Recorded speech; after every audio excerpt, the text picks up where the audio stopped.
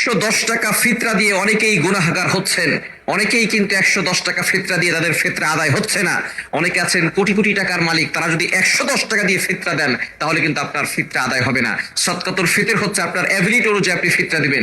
5টি জিনিস দিয়ে আপনি সদকাতুল ফিতর আদায় করবেন। আটা, জব, খেজুর, কিশমিশ, পনির, এই 5টি জিনিস দিয়ে আপনার এবিলিটি যদি হয় পনির দিয়ে দেওয়ার, অর্থাৎ আপনি কোটি কোটি টাকার মালিক, আপনি পনির দিয়ে পনির দিয়ে আপনি সদকাতুল ফিতর আদায় করতে পারেন, সেই এবিলিটি আপনার আছে, কিন্তু আপনি দিচ্ছেন আটা দিয়ে 110 টাকা, তাহলে আপনার এই সদকাতুল ফিতর আদায় হবে না।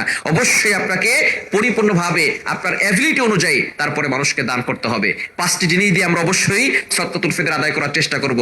এটা হচ্ছে আটা, জব, তারপরে কিশমিশ, খেজুর, পনির। কেউ যদি আটা দিয়ে দিতে চায় তাহলে 110 টাকা দিবে, কেউ যদি জব দিয়ে দিতে চায় তাহলে 530 টাকা দিবে, আর কেউ যদি কিশমিশ দিয়ে দিতে চায় তাহলে 1880 টাকা দিয়ে দিবে, আর কেউ যদি খেজুর দিয়ে দিতে চায় তাহলে সে অবশ্যই 2310 টাকা দিয়ে দিবে, আর কেউ যদি পনির দিয়ে দিতে চায় তাহলে সে 2805 টাকা দিয়ে দিবে। অর্থাৎ সর্বোচ্চ হচ্ছে 2805 টাকা।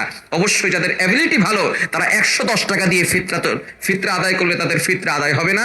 অবশ্যই তাদেরকে বেশি দিয়ে তারপরে ফিতরা দেওয়ার চেষ্টা করতে হবে।